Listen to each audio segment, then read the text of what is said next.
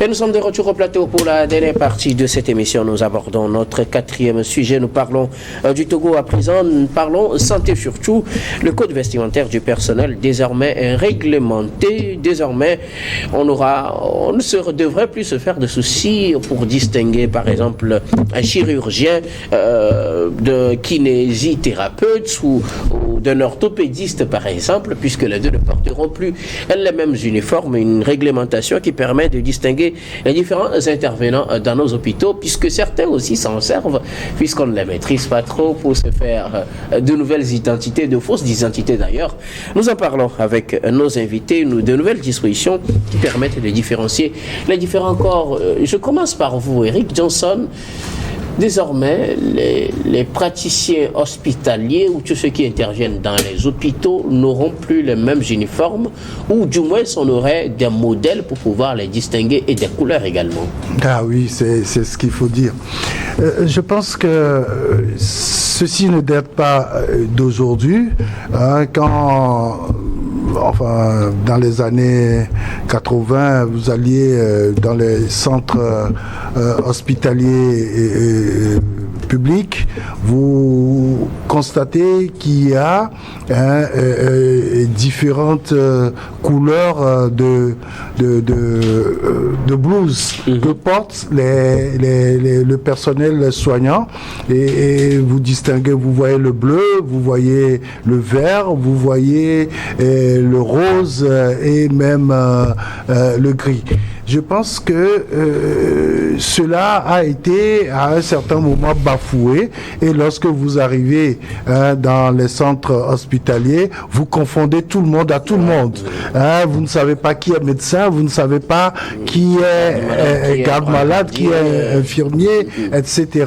Et donc, je crois que c'est pour harmoniser le code vestimentaire que le ministre de la Santé et de l'Hygiène publique, professeur Tchendare, a décidé, par arrêté ministériel, de remettre cela sur le tapis.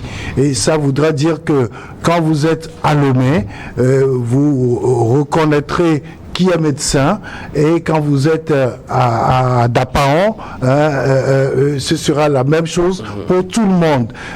Et puis vous savez, parfois quand vous arrivez dans un centre hospitalier, vous savez à qui vous adressez tout de suite à travers leur blouse. Avant de parler un peu des couleurs qui ont été choisies, je voudrais faire remarquer que il n'y a pas longtemps, et un phénomène s'est produit, je crois que c'est à Ouahala, ou je sais plus, enfin à l'intérieur du pays, où il y a la vente de poches de sang qui a intrigué un peu le ministère et qui a bousculé un peu les choses, et les plaignants disaient que c'est le docteur lui-même qui nous a vendu la poche de sang, alors que en réalité c'est un infirmier qui disposait de poches de sang chez lui à la maison. Alors cette situation a fait que on n'a pas su réellement qui est coupable de tout ceci. Après, ce n'est qu'après une enquête menée par une organisation de la société civile qui s'occupe des questions de santé, qui a essayé de mener une enquête approfondie pour dévoiler quand même ceux qui sont impliqués dans cette vente de poches de sang. Et je crois que avec ce nouveau code vestimentaire, on saura qui est qui fait quoi et à quel moment. Et donc, évidemment, vous savez aussi que quand vous allez dans nos hôpitaux, parfois on vous dit que le docteur n'est pas là, et vous voyez quelqu'un qui arrive avec une blouse blanche, vous pensez que c'est un infirmier qui arrive, et lorsque la personne vous approche, vous ne vous sentez pas d'abord en sécurité. Et donc je crois que tout cela va permettre aux patients que nous sommes tous d'être rassurés rassurés lorsque nous arrivons dans les centres de santé. Et donc je dis que c'est une très bonne chose qu'on remette cela, le code vestimentaire du personnel soignant dans nos hôpitaux. Merci beaucoup à vous, Eric Johnson. Alors, Dominique Lacmont, avant de venir sur les détails pour qui porte quel modèle, avec quelle couleur, il faut parler de cette disposition ou ce décret sorti ce 23 octobre qui recadre un peu le port vestimentaire au niveau des centres de santé au Togo. Désormais, on pourra les distinguer par le modèle et par la couleur.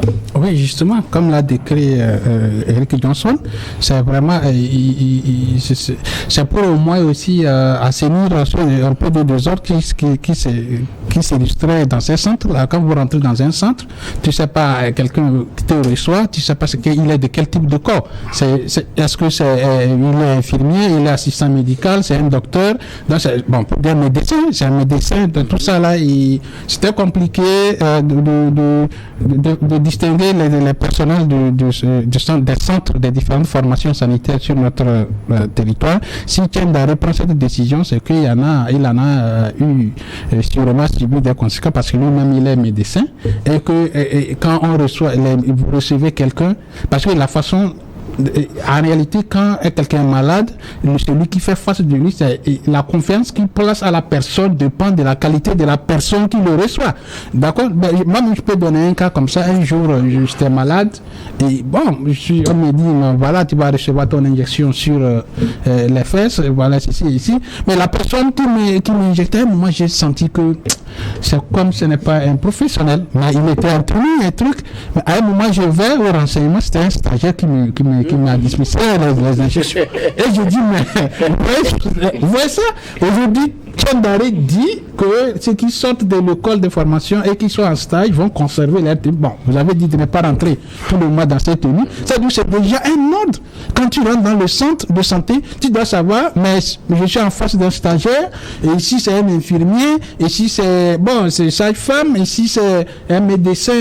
Voilà, tu dois distinguer. Je suis avec un kiné ou autre, ou un pharmacien, tu dois savoir à qui tu fais face. Sinon aujourd'hui, et il y a ça aussi, une autre chose que vous ne savez pas, il y a les gens qui font des autos et qui se prennent pour certains corps. Tu vas voir un infirmier qui recommande des soins et qui donne des ordonnances à des patients. Mais ce n'est pas son rôle. Chaque corps doit jouer son rôle. Mais le patient dans l'ignorant, il va se dire, mais je suis allé consulter un médecin de grade docteur, mais finalement, tu vas, après multiples renseignements, tu te rends compte que c'est un infirmier diplômé d'État ou bien même un aide, parce qu'il y a aussi un aide infirmier qui t'a prodigué cette consultation. Mais peut-être dans ça, il peut se tromper. C'est parce que eux, à force d'être au contact, eux, ils connaissent, voilà, tel produit peut soigner tel mal,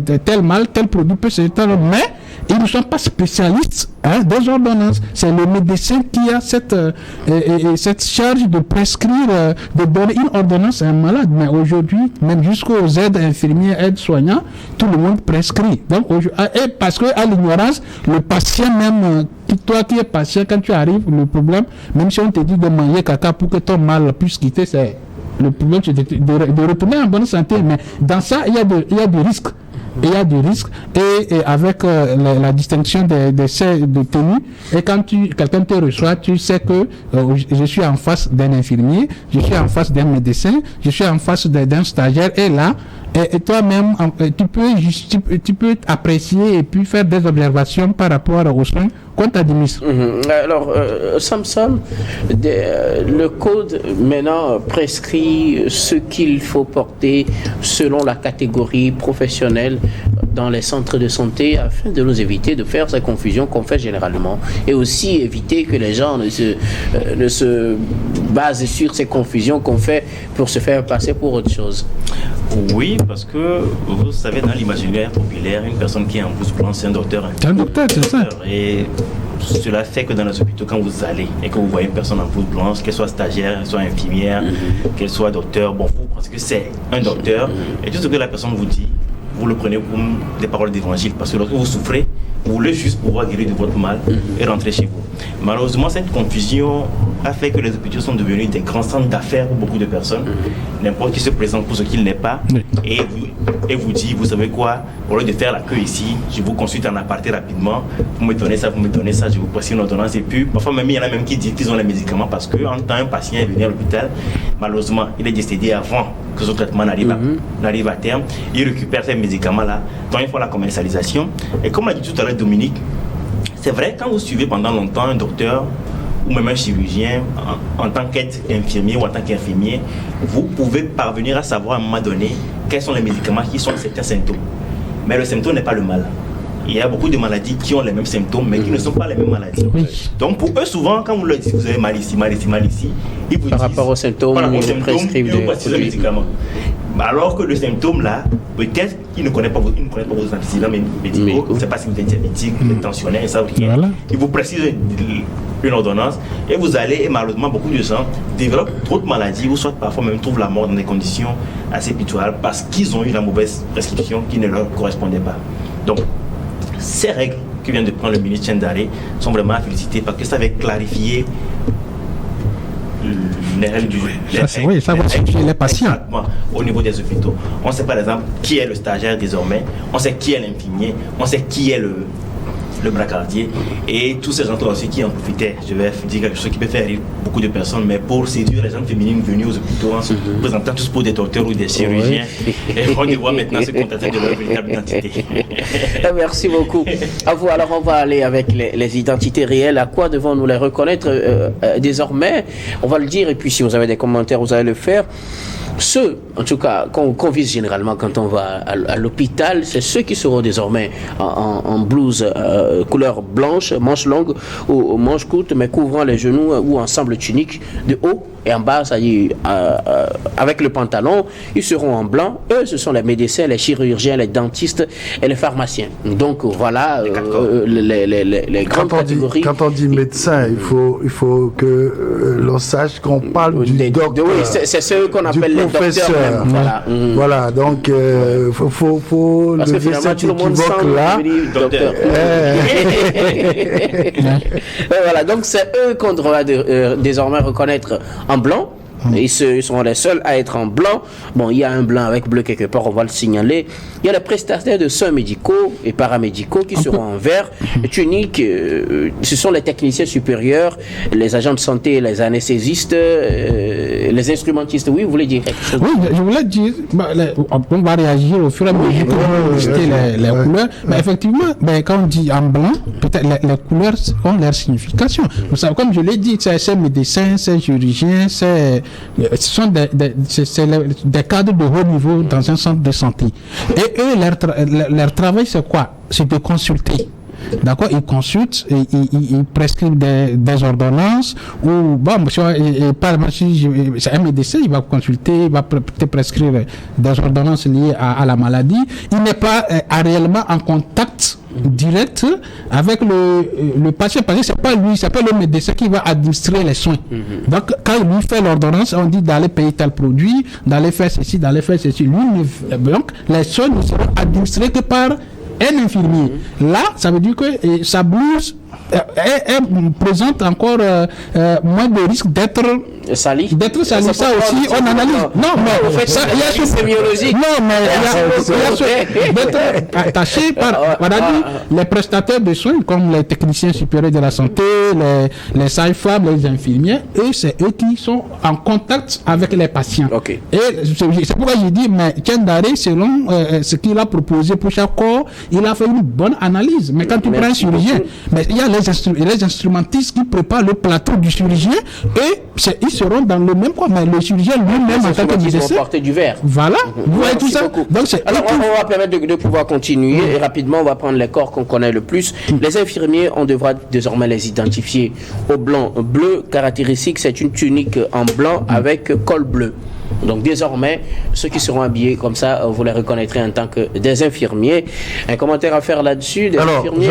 Je vais un peu revenir sur la blouse blanche des médecins et des pharmaciens. Quand vous arrivez dans une pharmacie, tout le monde est en blanc.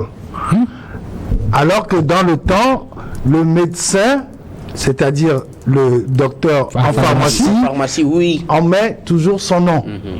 Et donc ça le distinguait de ceux qui des agents de pharmacie à vendre les produits. Et donc ceux-là ne sont pas des médecins. Ici on a dit blouse blanche, tout ça. On a parlé des médecins et des pharmaciens. Les pharmaciens, donc, je crois que confondre aux auxiliaires en pharmacie. Et les agents de pharmacie, ça c'est différent. Alors je parlais tout à l'heure, puisque vous parlez des pharmaciens, on va parler des auxiliaires en pharmacie. Eux, on devra les reconnaître avec leur couleur vert clair. Ce sera des blouses manches longues ou manches courtes avec vert clair. Ça, c'est pour les auxiliaires en pharmacie. Et les assimilés. Qui sont dans le domaine. Ça, c'est un point clé. Surtout, tu sais, aujourd'hui, l'automédication prend de l'ampleur dans les pays. Quand tu arrives à la maison et que tu trouves que l'enfant ne se sent pas bien toi-même, tu ne te sens pas, tu gares quelque part, tu rentres dans une pharmacie, tu as besoin de demander conseil au pharmacien. C'est parce que c'est lui qui a au moins quelque chose. Mais tu trouves tout le monde en blanc. Qui est pharmacien, même les agents de pharmacie, merci beaucoup. Et ça, les gens aussi profitent de ça. Non, pendant qu'il est là-bas, il peut te dire non, va prendre tes produits. Alors qu'il lui-même, il n'est pas dans le domaine. Donc c'est une bonne chose. Quand tu rentres dans la pharmacie, si tu ne trouves pas un homme en blanc, c'est qu'il n'est pas pharmacien. Merci, voilà. Merci pour cette conclusion. Alors, les sages-femmes, puisqu'on les croise aussi généralement, les sages-femmes, elles seront en rose rayé, mais leur rose sera un peu différent du rose des accoucheuses. Les sages-femmes seront en rose rayé, blouse, manches longues ou courtes, couvrant les genoux et un ensemble tunique. Ça, c'est pour les sages-femmes. Maintenant, pour les accoucheuses, c'est aussi du rose, mais c'est du rose uni. Ce n'est pas rayé. Et donc, c'est du rose uni ou ensemble tunique. Pour le modèle, ce sera ensemble tunique. Mais si c'est uni, c'est une accoucheuse. Quand c'est rayé, c'est que c'est une sage-femme. Un autre corps aussi, ou bien ceux-là qu'on croise également, c'est souvent les gardes-malades. Et les gardes-malades, désormais, on va leur reconnaître à leur couleur violet. Le violet, ce sera leur couleur, ensemble tunique. C'est pour les gardes-malades, les techniciens de surface, les agents de buanderie, voilà. Parce que des fois aussi, ils se font passer pour voilà, justement. Et vous voulez encore pour quel autre corps? Je pense qu'on a... Oui, je pense qu'ils sont tous dans les trucs là, dans les auxiliaires. Les auxiliaires, oui. Mais non, il y a un phénomène qui est extraordinaire. Hein. Quand vous allez dans les centres publics, il y a des gens qui vous disent on a un centre privé et donc quand vous sortez, vous pourrez venir chez nous, on va vous soigner à moindre coût. Mais quand vous arrivez, vous avez l'impression d'être en face d'un médecin. Mais aujourd'hui, tous ces gens-là, on pourra les distinguer. On pourra les distinguer déjà à l'hôpital pour savoir que ce ne sont pas en réalité des médecins. Maintenant, ma question, alors, qu'en est-il des centres de santé privés? Je pense que la règle va s'appliquer à tout le monde. Oui, il a dit ça. C'est bien détaillé. C'est bien détaillé. De la santé. Oui, alors, une autre prescription avant de finir, avant de vous laisser la parole, c'est que, à part ces couleurs, on pourra distinguer autre information, c'est qu'ils devront porter des inscriptions avec les mentions liées au nom, au prénom, aux qualifications professionnelles et les titres. Donc, avec tous ces détails, on pourra éviter les confusions. Mais je pense que Tiendare devait être général parce qu'il est en train d'ordonner de mettre de l'ordre dans le corps médical. C'est pour éviter ces histoires d'armée.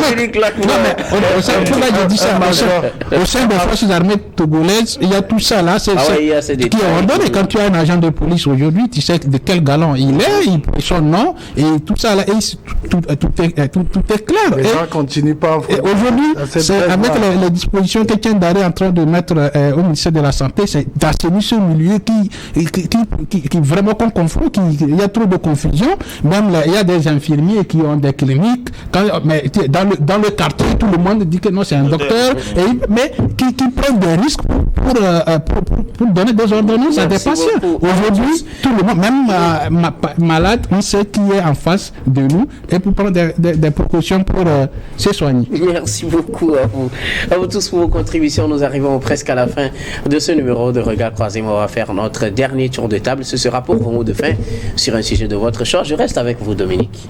C'est vrai, sur le Togo, ça a été rapide. Bon, sur le sujet de choix, je n'ai pas grand-chose. C'est de dire bravo aux forces de sécurité, de défense et de sécurité qui sont à pied d'œuvre pour défendre notre territoire contre la barbarie. On l'a dit dans le cas du Burkina, et grâce à leur bravo, le Togo est épargné depuis un moment de ça. Mais c'est bien que ça vient en incursion. Mais bon, on doit les encourager à faire beaucoup plus mieux et surtout féliciter pour leur bravoure et féliciter les autorités qui ménagent tous les efforts pour les mettre dans de bonnes conditions. Qui ne ménagent aucun effort. Qui ne ménagent aucun effort pour mettre à leur disposition du matériel en passant par le ministère de la Sécurité, le ministère des Armées et leur premier chef. Qui est le président de la République, son Excellence Faure Eswatini Gnassingbé. Merci beaucoup à vous, Dominique Lacmo. Vous êtes analyste politique et désormais un leader panafricain pour le développement. Oui, merci. C'est un réel plaisir que je me suis retrouvé encore avec vous et merci de nous faire toujours confiance et toujours on répondrait à votre appel. Merci beaucoup. Maouloulou Samson Alidja, vos mots de fin. Oui, merci. J'avais déjà parlé sur ce plateau des feux rouges qui ne marchaient plus. Je vois qu'il y a des efforts qui ont été faits. Donc, beaucoup de feux rouges qui ne marchaient plus remarchent à nouveau. Mais on continue par avoir des carrefours qui n'ont toujours pas de feux rouges et ça cause beaucoup de confusion. Parfois, il y a 3 feux qui s'allument en même temps. C'est les habitués qui savent, ou les initiés qui savent quel feu est allumé, quand il faut passer. Je pense qu'il faut en faire plus parce que la sécurité routière est vraiment importante. Merci. Merci beaucoup.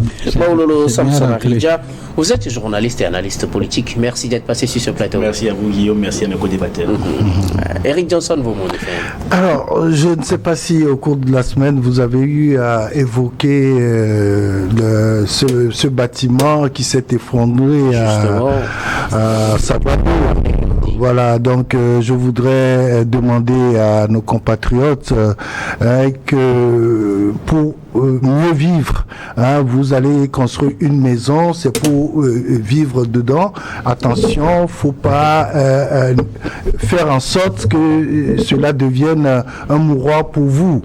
Et donc ce qu'on a vécu là, il suffisait d'avoir un permis de construire, se faire aider par les techniciens de la commune ou de la mairie et tout allait mieux se passer. On allait éviter ce drame-là. Donc je profite de l'occasion pour en appeler au civisme de nous tous pour éviter de telles situations. Merci beaucoup. Je pense que Dominique, la problématique ce n'est plus un débat malheureusement. Ce n'est pas un débat.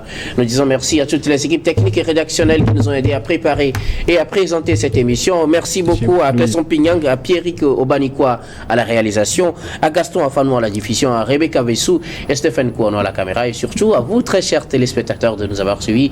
C'est la fin de ce numéro de Regard Croisé et de tous les numéros de cette semaine. Je vous retrouve la semaine prochaine avec le même plaisir pour d'autres numéros.